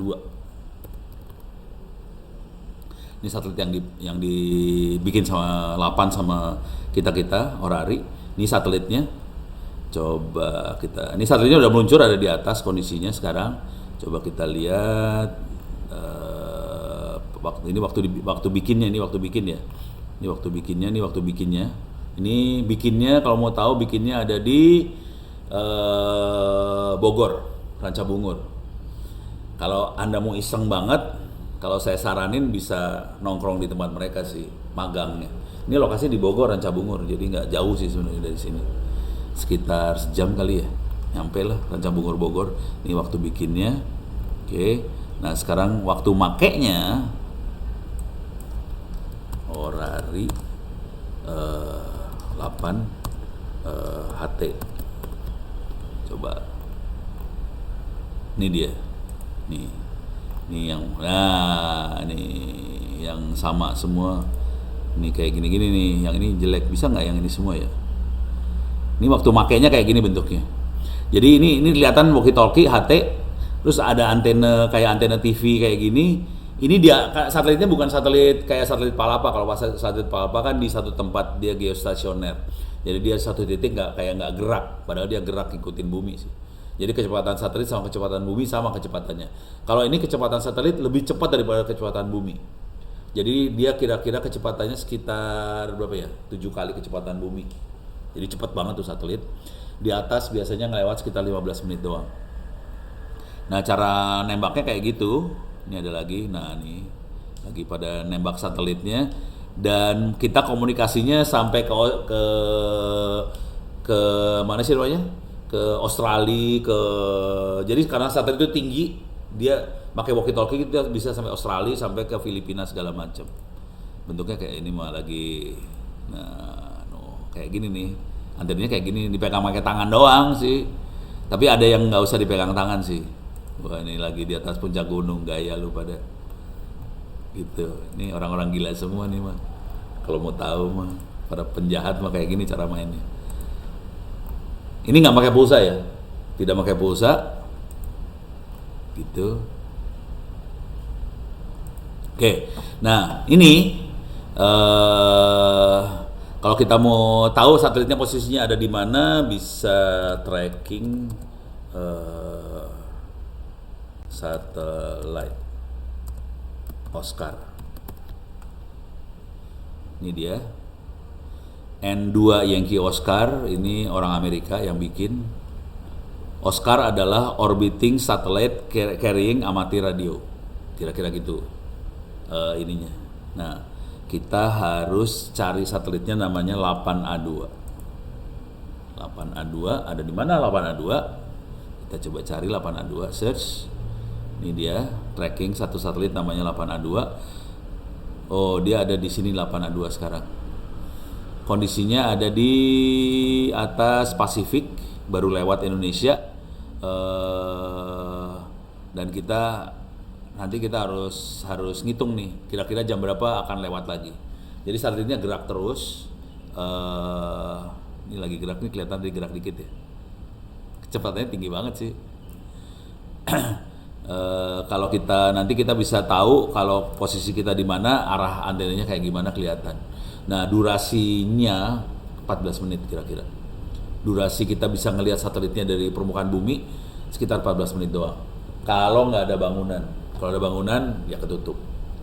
Jadi soal radius tergantung relay yang kita pakai. Kalau kita udah main satelit seperti ini, radiusnya bisa sampai antar negara kalau pakai satelit. Tapi kalau pakai relay, kita punya relay di Tangkuban Perahu, radiusnya sejauh barat kayak gitulah, sampai Banten lah. Kita ada relay di Tangkuban Perahu. Jadi kita bisa jaraknya jauh. Oke. Ini frekuensi yang dipakai, ditulis. Untuk mancar ke satelit frekuensinya ini, kita monitornya di frekuensi ini. Oke. Terus kita pakai modenya 1,2 AFSK, tone sekian, masuk ke satelit. Kira-kira kayak gitu. Ini bisa dimonitor pakai walkie-talkie doang sih. Jadi monitoringnya pakai kayak gini doang, walkie-talkie aja. Tapi kalau kita udah mainan data, kita harus sambungin ke komputer sih. Itu ya, beres ya. Jadi mainnya kayak gitu. Oke. Jadi alatnya cuman ini dia alatnya. Alatnya cuman seperti ini sih. Ada yang paling minimal, ada nggak tadi? Ini dia. Nih. Ini kelihatan semua langsung nih. Walkie-talkie-nya kelihatan. Cuman tadi antenanya diganti ya. Kalau ngejar satelit antenanya pakai antena Yagi. Cuman ada antena satelit yang bukan Yagi juga ada. Jadi kita bisa pakai antena bentuknya apa ya, kayak lingkaran kayak gitu. Nah, ini modemnya bisa bikin sendiri, terus disambungin ke GPS. Tapi kalau sensor Arduino segala macam bisa sambungin ke sini. Kalau mau iseng banget bisa masuk ke GitHub. GitHub ada search-nya kan. APRS Arduino. Ini ada lib APRS. Jadi kita bisa bikin APRS pakai Arduino, dan ini udah ada di GitHub sih. Udah ada di GitHub. Ini contoh-contohnya banyak. Nih, udah enak lah hidupnya. Ini pakai Arduino, udah tinggal colok, hidup. Kira-kira kayak gitu. Ini kalau ngelihat hasil pancarannya yang diterima di radio lain ya, bentuknya kayak gini. Hello world, this is a simple Arduino APRS transmitter, kayak gitu. Jadi kita mainnya, ini GPS nih. Ini GPS dicolokin, GPS yang tadi yang harganya 50.000 perak, GPS masukin ke sini, terus ini masukin ke audio, ini masukin ke ini ya, ini masukinnya ke walkie-talkie. Jadi walkie-talkie butuh audio signal, ground sama PTT. PTT adalah tombol buat on offin pemancar. Jadi PTT adalah push to talk. Jadi kalau kita mau ngomong dipencet. Jadi ini tombolnya disambungin ke sini, PTT. Jadi masukin suara, ground, PTT masuk. Jadi sensornya bisa segila ini sih sensornya sih sebenarnya. Oke. Dan ini hasil. Orang Indonesia YD1 SDL si geblek ini orang Indonesia yang bikin ternyata. Ini orang Indonesia. Parah ini. Orang Indonesia, dari call sign-nya kan ketahuan Indonesia. Wah, keren. Saya nggak nyangka juga, gue pikir bule yang bikin, ternyata orang Indonesia. Oke, jadi yang bikin orang Indonesia. Ini makhluk apa nih yang dia pasang sini?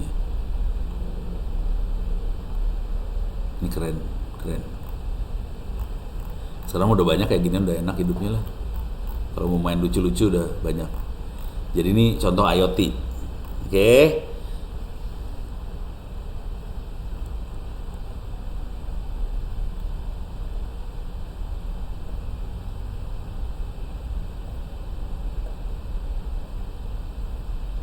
Oh, ini TX Shield-nya. Ini buat pemancarnya sih. Oke. Berarti bisa dapat di sini ya. Kita page atau repo.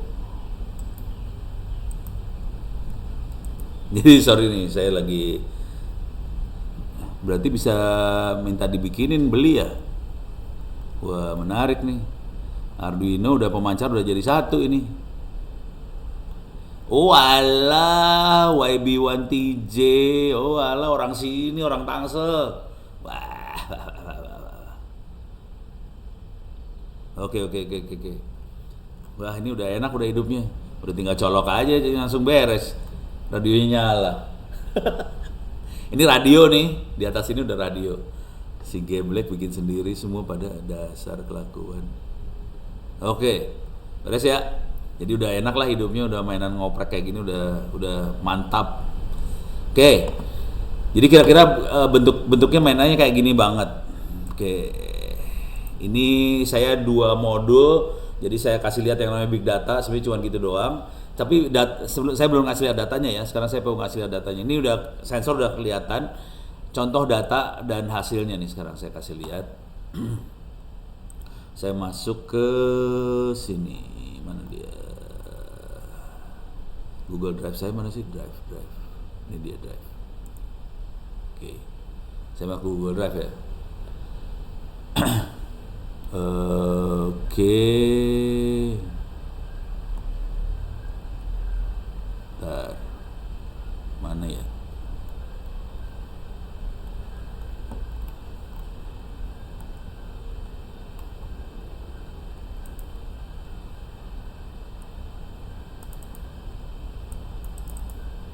Saya taruh di mana ya, lupa data harus ada file Excel-nya sih bentuknya. Saya ngasih lihat data nih, data yang ada ya, data yang ada di saya coba kasih lihat. Soalnya saya nganalisanya di sini soalnya. Lari kemana ya, gua taruh mana lupa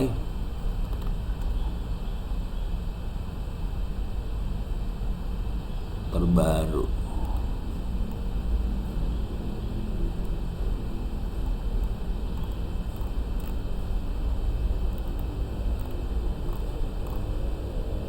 Oh ini dia. Ini nih. Oke. Ini contoh data. Ini adalah data dari, jadi bentuk data kayak gini. Data yang kita analisa bisa kayak gini doang sih. Jadi kalau mainan data science kita datanya bisa, contohnya datanya kayak gini doang juga bisa. Ini yang Anda lihat di depan ini adalah datanya Tangsel Pay. Tangsel Pay adalah apa sih namanya? Kayak OVO atau apa sih yang buat bayar-bayar tuh? OVO, e-money gitu-gitulah. Ini data, tapi ini punyanya pemerintah Tangsel ya. Jadi Tangsel Pay dipakai untuk misalnya ini udah dibikin bahasa Inggris soalnya buat paper bahasa Inggris kemarin. Jadi ini dipakai untuk misalnya retribusi kendaraan. Kan mereka harus bayar waktu cek knalpot. Terus ada lagi bayar buat apa sih namanya? Buat apa sih? Izin bangunan. ada lagi buat retribusi sampah, semuanya pakai Tangsel Pay ini bayarnya. Jadi ada pembayarannya PT apa, bayar apa, tanggal berapa, jam berapa, segala macam, berapa yang dia bayar. Ini data. Dan ini mata-matanya sih sebenarnya. Jadi kita bisa dapat history data seperti ini. Terus kesimpulan apa yang bisa kita dapat dari sini? Kesimpulannya contoh saya kasih lihat nih. Ini contohnya. Aduh, kecil pisannya. Saya geser ke sini lah. Nih. Saya geser ke sini aja.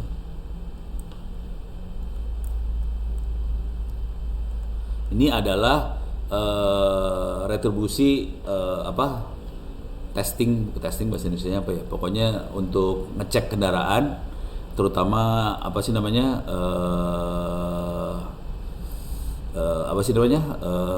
Knalpot. Ini yang bayar kayak gini per bulannya, kayak gini yang bayar. Kalau kelihat kayak gitu aja bingung. Yang saya kerjain adalah saya tarik aja garis linearnya. Jadi modelnya pakai garis AX plus B sama dengan Y tadi. Suruh si Excel ini, si Google Doc yang suruh ngitungin. Ini bisa dihitung dari angka, dari data-data ini kita bisa ngitung garis lurusnya seperti apa, model garis lurusnya seperti apa. Nanti keluar modelnya, di sini dia tulis modelnya. Ini adalah hasil pengukuran dari si Google Doc. Ini diukur sama Google Doc. Tapi kalau kita lihat ini adalah AX plus B. AX plus B-nya ini sama dengan Y. Y-nya garisnya ya. Y itu garis. Oke. Ini R kuadrat, ini errornya. Errornya 0,004. Tapi dia fungsinya adalah AX plus B. Ini B-nya. B-nya ini kebetulan minus angkanya. Ini tapi positif lah. Oh, B-nya sebelah sana sih. Tapi ini kalau kita lihat naik ke atas nih. Garisnya naik ke atas ya. Jadi kan ini bulan Februari, Maret, April, Mei, Juni, Juli, Agustus. Kelihatan garisnya naik ke atas. Jadi artinya orang Tangsel makin kesini makin bagus pembayarannya. Konsekuensinya ekonominya bagus. Jadi kesimpulannya gitu doang sih. Setelah kita ngelihat proses pembayaran, kita bisa ngelihat bahwa ternyata orang Tangsel bayarnya bagus banget sekarang. Ini kita lihat lagi, ini sampah nih. Ini sampah nih. Garbage, sampah. Ini restribusi sampahnya, restribusi sampah kelihatan garisnya positif. Jadi gradiennya positif ke atas 0,023. Ini positif plus X. Yang penting itu, dan ini kelihatan banget dia positif naik. Jadi semua hasil analisanya positif. Jadi kita yang dilakukan adalah Tangsel bikin aplikasi supaya pembayaran jadi lebih efisien, pakai Tangsel Pay. Dari hasil data Tangsel Pay-nya kita bisa ngelihat ternyata gradiennya positif. Semakin bulan semakin positif. Ini waktu Januari kan itu masih Covid ya. Januari masih Covid, ini 2022 ya, Januari 2022 kondisi masih agak lockdown, COVID gitu, tapi makin kesini udah makin tidak lockdown, makin positif transaksinya semua. Dan ini penting buat analisa buat si pimpinan wali kota atau bupati atau gubernur atau presiden. Semua akan melihat ini sih. Jadi kesalahan fatal dari BPS atau apa segala macam waktu mereka ngumpulin data, mereka tidak raw datanya nggak kebuka. Yang ada cuman hasil klasifikasi aja banyaknya. Tapi hasil ini kan prediksi yang dilakukan ya. Yang dilakukan sama BPS dan sebagainya kan klasifikasinya doang. Ada sekian orang miskin, ada sekian apa. Semua orang di Tangsel Pay pakai Tangsel Pay Pak? Enggak semua sih. Rata-rata pedagang pasar pakai Tangsel Pay. Jadi PT-PT yang apa sih ngecekin apa sih tadi apa ngukur knalpot pakai Tangsel Pay. Jadi itu kayak diwajibin. Jadi kalau bayar ke Pemda pakai Tangsel Pay. Pemda soalnya biar Pemdanya nggak pusing kepala, dia bikin Tangsel Pay supaya transaksinya elektronik semua. Kalau bayangkan kalau kita bisa akses ke data punya BCA atau data punya siapa namanya Mandiri ya, Imani segala macam, kita bisa ngelihat lebih dahsyat sih transaksi yang terjadi. Jadi ini harusnya si pemerintah bisa nge-tap data-data transaksi ini. Dari data transaksi ini kita bisa nanti ngelihat ke depannya seperti apa. Yang dilakukan adalah bikin model yang linear. Aslinya modelnya nggak linear. Kalau kita lihat nih, aslinya datanya nggak linear banget nih. Ini datanya nggak linear loh ini. Ini data tidak linear. Oke. Kalau kita lihat datanya titiknya random kemana-mana, terus dipaksain pakai model linear aja biar gampang. Jadi model linear adalah paksa. Karena sebenarnya data yang benarnya tidak linear sih sebenarnya. Datanya kan semrawut kayak gini. Babaliut lah. Terus dibikin linear aja udah.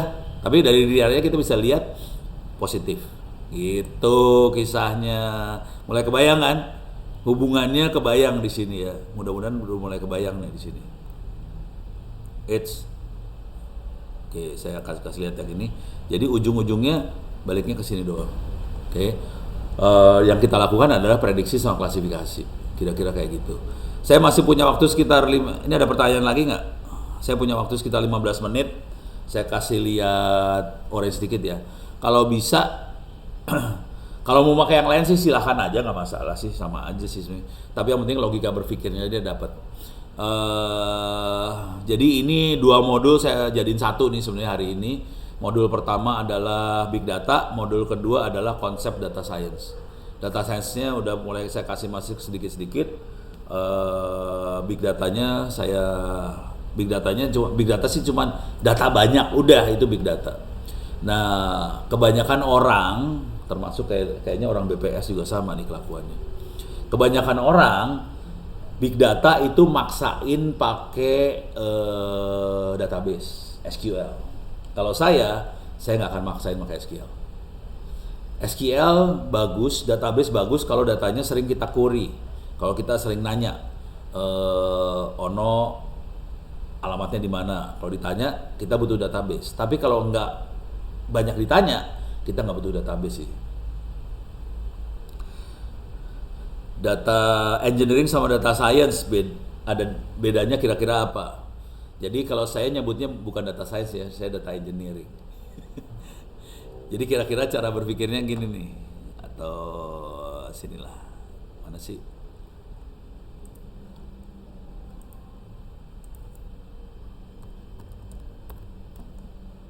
Kalau big data udah kebayang ya, big data, pokoknya data banyak, big data lah. Oke. Lemot deh.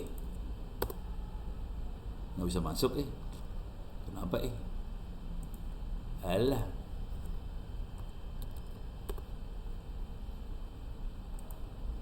Masuk ke open course nggak bisa Masuk ke sini bisa. Ya udah. Nasib dah.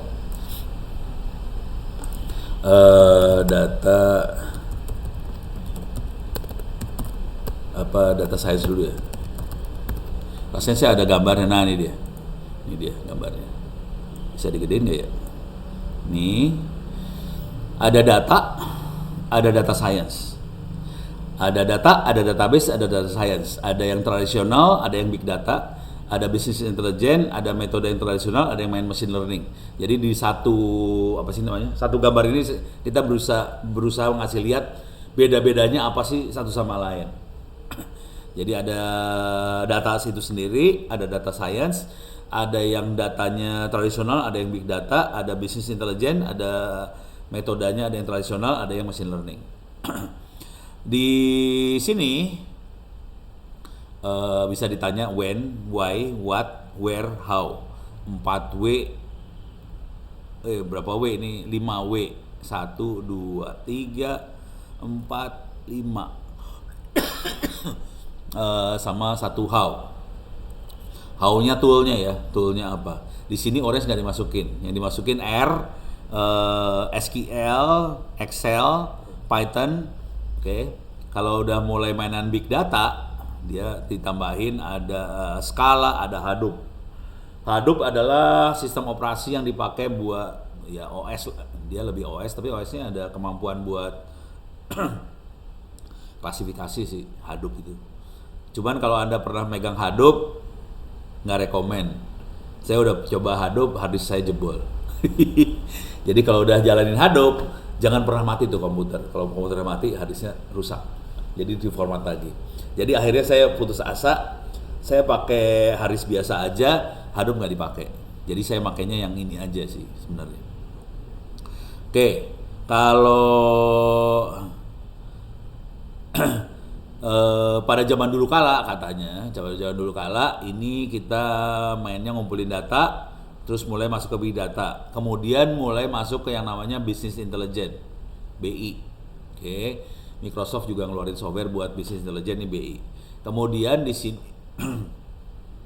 yang kedepannya mulai masuk ke machine learning sama metode tradisional. Di metode tradisional ini ada, atau yang ini dulu ya, prosesnya cuman kayak gini aja, ngumpulin data, pre-process. Pre-process adalah bersih-bersihin data supaya datanya cocok satu sama lain, bikin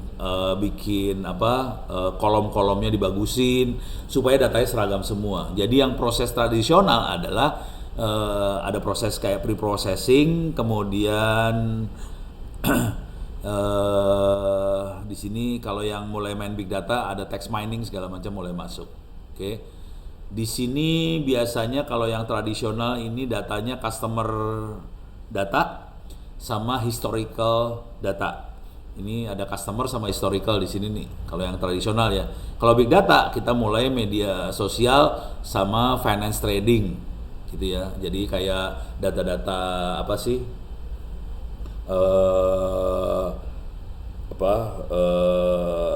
Uang lah, apa segala macam, falas apa segala macam, bunga itu adanya dimulai yang big datanya dari yang level yang ini. Nah di sini mulai masuk namanya business intelligence, kemudian kita mulai melakukan optimasi price supaya harga yang kita keluarin bisa nembus pasar dengan baik misalnya. Terus misalnya contoh lagi adalah inventory management. Ujung-ujungnya adalah kita pengen supaya sebagian besar duit yang ada di kita dipakai diputerin. Jangan sampai kita nyetok barangnya nggak kejual, nggak muter. Jadi kita kalau kita dagang ya, kalau kita dagang kan kita pengen supaya barang yang ada di gudang, ada di stok ini sesedikit mungkin semua sebagian besar barang diputer. Kalau bisa barang di gudang ada di gudang cuman sehari 2 hari langsung barang laku. Dengan cara itu duitnya muternya kenceng. Jadi kita berusaha muterin duit secepat mungkin. Ini mainan di business intelligence kayak gitu sih urusannya. Dari sisi bahasanya hampir sama semua. Kalau kita lihat dari ujung ke ujung bahasanya sama semua. Di sini kita pakai di ujung sebelah kiri pakai R semua R, semuanya bisa Python. Cuman nanti kalau yang main di sini machine learning mulai masuk MATLAB lah, ada Java apa segala macam bisa dimasukin juga semua. Oke. Kalau kita perhatiin semuanya bisa Excel loh. Excel. Kalau di machine learning Excelnya nggak bisa. Tapi metode tradisional kita bisa pakai Excel. Kalau diperhatiin tadi saya makainya yang agak tradisional ya, saya makainya kayak Excel gitu ya. Pakai Excel. Nah, di sini di bawah siapa yang ngerjain? Di data tradisional disebutnya data arsitek, data engineer, database administrator. Jadi ada database, ada data engineer, data arsitek. Oke. Dan kebanyakan orang waktu buka lowongan kerja, saya butuh data science, data engineer yang ngelamar rata-rata database admin database, soalnya adminnya kagak tahu bahwa yang dibutuhin bukan admin database, yang dibutuhin data engineer. Data engineer biasanya orang yang ngoding, orang yang bikin coding Python segala macam tuh data engineer. Oke, beres. Nah, kalau di sini big data seringnya disebut big data arsitek. Kalau tadinya data arsitek, di sini jadi big data arsitek. Kalau di sini data engineer jadi big data engineer. Ada tambahan big-nya aja. Kenapa big? Karena datanya banyak. Cuma itu doang sih bedanya. Data banyak, masalahnya apa? Harddisknya jadi gede. Terus datanya pusing. Kalau kita pakai Excel terbatas. Excel itu cuma berapa ribu data. Kalau banyak banget pusing Excel. Jadi Excelnya harus banyak, ngeling. Paling gampang adalah bentuknya file aja, ditaruh jebret, selesai masalah. Nah, di sini kalau kita main business intelligence, kita kenal yang namanya business analyst, konsultan sama developer. Developer itu yang engineer-nya, analis itu yang analisanya. Jadi ada yang satu yang tukang coding, tapi dia bego buat baca data, ngambil kesimpulan dari datanya bego aja. Satu lagi ada yang pintar buat nganalisa data, tapi bego coding. Kalau bisa dua-dua sekaligus, keren. Jarang biasanya orang yang bisa dua sekaligus. Oke. Nah, kalau udah mulai data science, ini ada data scientist, ada data analis. Kalau yang kedepannya itu ada data science buat nganalisa, jadi data science-nya sama ada machine learning engineer. Nah, tergantung kita mau yang mana konsentrasinya. Kalau data science biasanya orangnya harus jago analisa, biasanya dia backgroundnya cukup kental di statistiknya atau di bidang dia sendiri. Misalnya dia harus nganalisa masalah kredit. Kalau di bank kan ada kredit nih, kira-kira orang ini cocok nggak dikasih kredit? Kira-kira orang ini bisa balikin duitnya nggak kalau dikasih kredit? Bank nggak mau, dia ngasih duit minjeman ke orang, udah gitu duitnya kagak balik. Jadi ada orang yang tugasnya buat nganalisa kredit. Nah, itu data science-nya. Cuman ada orang di belakang yang orang IT-nya yang tempat yang ngurusin nyimpenin datanya segala macam. Jadi itu kadang-kadang disebut data engineer, kadang-kadang machine learning engineer apa segala macam. Jadi ada yang tukang codingnya, ada yang tukang analisanya. Beres ya? Jadi kebayang ini ada dua makhluk sih sebenarnya. Cuman istilahnya bisa beda-beda. Kadang-kadang data arsitek lah, ada yang namanya big data arsitek lah, ada BI analis, ada data science, ada data analis, ada segala macam. Jadi kira-kira kayak gitu bedanya. Dan ini segmennya kira-kira kayak gini, ada data science. Di tengahnya pergantian antara zaman dulu sama zaman ke depan adalah business intelligence. Beres ya? Enak ya, pakai gambar ini enak ya, kelihatan semua kan? Jangan khawatir, gambarnya ada di Ono semuanya, udah Ono nyolong dari mana-mana lah. Dan kita bisa analisa data tanpa komputer sebenarnya. Jadi yang penting adalah kita harus bisa nanya pertanyaan, ini kira-kira apa sih? Terus ambil data, explore data, bikin model, terus visualisasi. Jadi prosesnya cuma gini doang sih. Yang terakhir adalah mengkomunikasikan hasil dari analisa tadi berbentuk gambar. Karena orang kalau berbentuk kata-kata orang susah. Jadi kita harus nanya. Kayak tadi yang ini pertanyaannya sederhana aja sih. Kira-kira ekonomi Tangsel gimana ke depannya? Bagus apa enggak? Pertanyaannya seperti itu.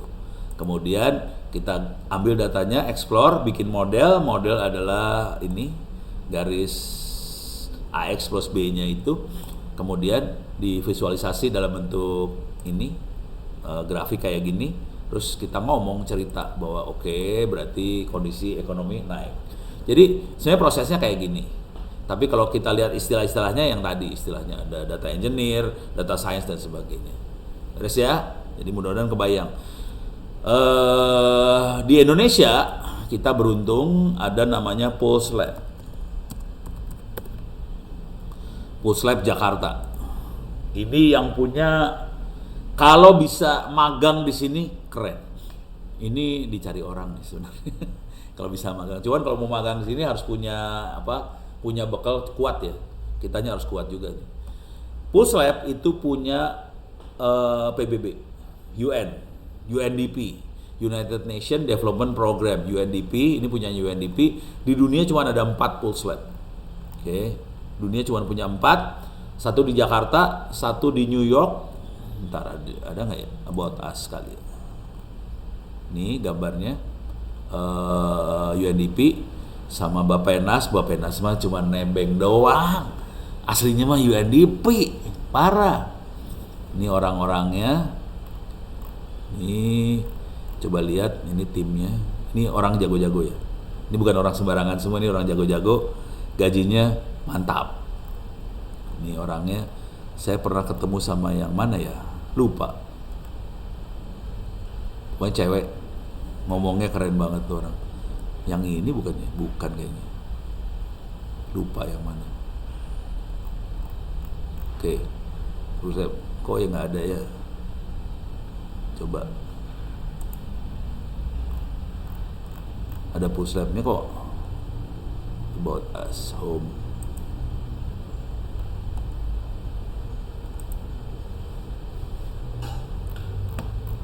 Ada yang 4 Pulse Lab, mana ya kabarnya?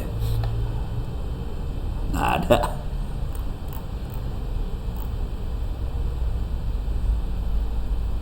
Tuh, Yang support pemerintah Australia bukan Indonesia, lagi parah banget Indonesia mah kagak support apa-apa, supportnya orang doang, parah. Ada 4 lah dia pokoknya, bisa dicari ya, coba Pulse Lab UNDP ini UN Pulse Lab Global Pulse.org. Ini dia, ini Pulse Lab Jakarta, kalau nggak salah ada di bagian bawah sini nih. Ini ya. Mana ya? Saya lagi nyari, ada 4, mana 4 biji ini? Harus cari-cari lagi ya, lupa ya. Tapi hasil karyanya banyak, kalau nggak salah di sini banyak karya-karyanya sih.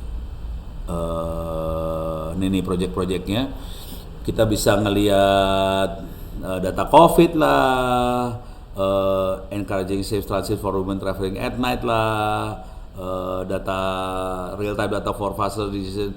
Jadi kalau mau iseng, kalau buat ada inovasi, kan ada pertandingan inovasi segala macam, coba aja iseng lihat-lihat kayak ginian nih. Ini banyak sih buat ide-ide inovasi. Ini ini di Venezuela, yang ini ada yang di Amerika nih, Amerika Selatan segala macam.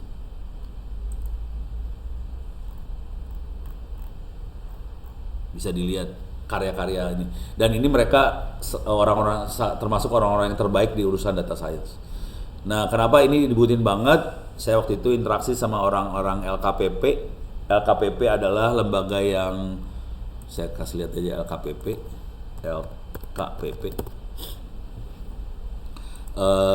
Lembaga yang ngatur kebijakan untuk pengadaan barang buat pemerintah. Salah satunya mereka bikin pakai LPSE. Ya, jadi mereka bikin aplikasi namanya LPSE.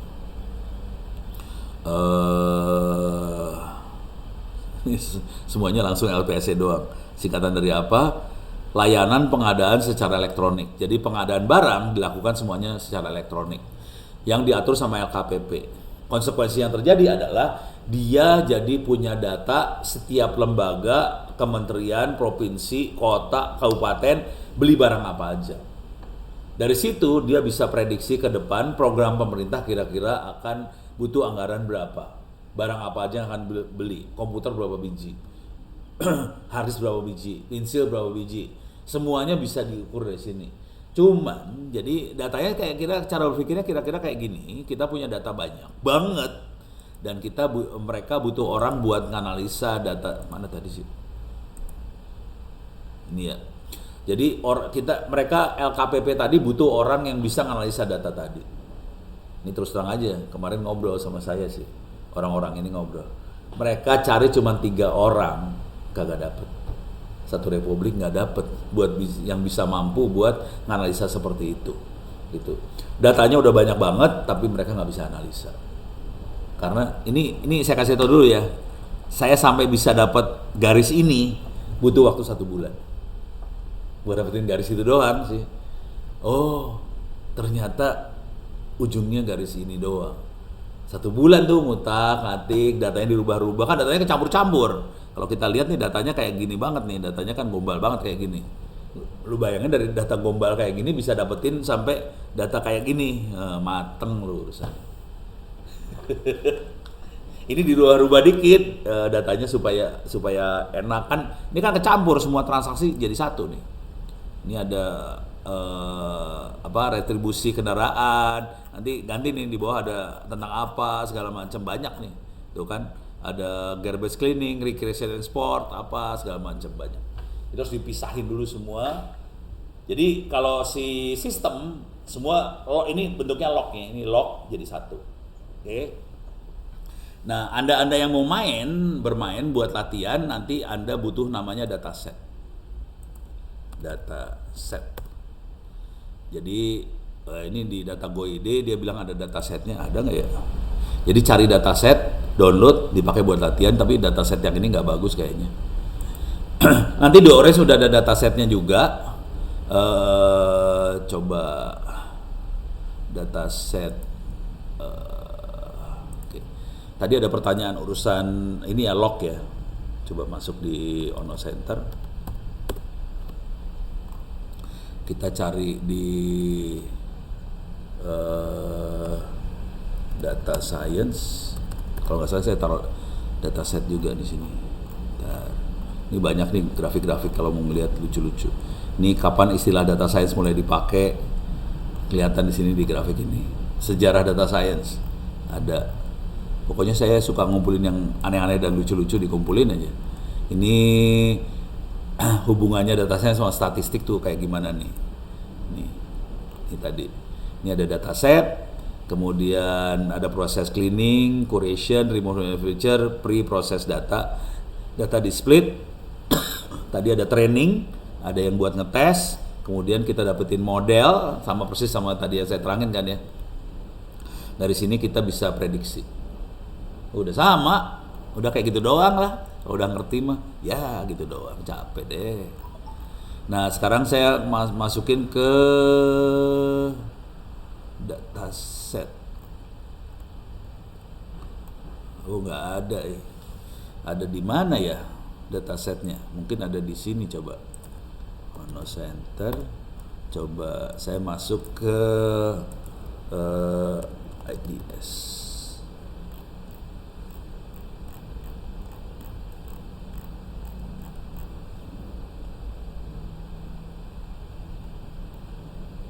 Nah ini dia. Ini contoh dataset ekstrim kalau ini. Ini adalah dataset, ada IDS dataset. Ini dataset untuk melakukan analisa serangan. Ini dari UNB, University of New Brunswick di Kanada. Yang ini dari Itali. Jadi mereka ngumpulin dataset serangan-serangan. Ada yang udah dilabelin, ini kalau nggak salah udah ada labelnya, ada IoT, ada malware, ada DNS dataset, ada dark web, ada IDS dataset. Dataset ini bisa kita pakai untuk melakukan training kan, udah gitu kita bisa bikin penelitian, algoritma apa, metode apa yang bagus untuk mendeteksi serangan apa. Jadi ini kalau kita mainnya di cyber security. Kira-kira kayak gini datasetnya udah disiapin di UNB, CA, atau ini yang Itali. idsdata.ding.unisanio.it. Oke. Tapi kalau kita mau dataset yang lebih global, salah satu yang beken adalah kaggle.com. Ini tempat nyari dataset yang cukup beken buat belajar. Ini kelihatan dia pakai Python di sini. Oh, ini Python atau ini Python ya? Oh iya Python. Ini pakai Predict Miscellaneous website. Wow, baru cyber security juga nih. Nah ini datasetnya banyak banget di sini. Jadi kalau mau main-main di sini banyak dataset juga. Ada tentang computer science, education. Ini ada CO2 emission, student performance, apa segala macam. Datasetnya banyak banget, bisa kita cari di sini. Misalnya kita pengen dataset tentang usaha kecil menengah, bahasa Inggrisnya apa ya?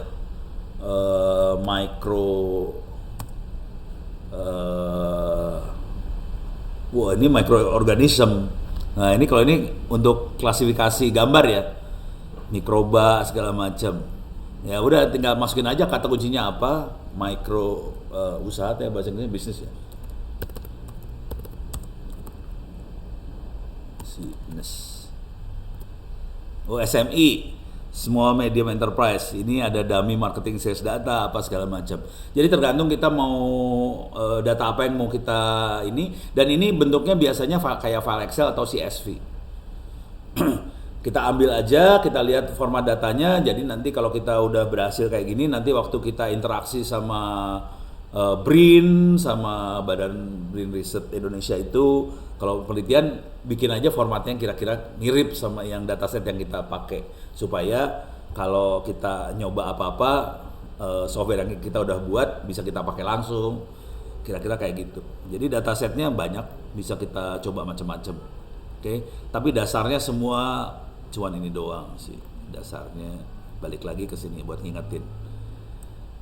Dasarnya ini doang. Semua sama, mau IoT kayak mau ekonomi, mau apa, mau Google Map apa, dasarnya cuma gini doang. Termasuk presiden sama menteri, dasarnya ini doang sama. Yang masalahnya adalah di data science sama data analisnya. Kita pakai metode apa buat bisa ngekstrak kesimpulan-kesimpulan tadi. Gitu. Beres? Aman? Ada pertanyaan? Nggak ada? Aman ya? Oke, kalau aman kita tutup sampai sekian dulu pertemuannya. Mudah-mudahan kita bisa ketemu minggu depan. Minggu depan ada akreditasi asesor datang. Mudah-mudahan saya nggak diinterupsi. Biasanya digeret suruh ngadepin asesor. Kalau enggak ya udah. Ya udah. Sampai sekian dulu. Billahi taufiq wal hidayah. Assalamualaikum warahmatullahi wabarakatuh. Kita ketemu minggu depan. Waalaikumsalam warahmatullahi wabarakatuh. Makasih banyak, Prof. Sama-sama. Izin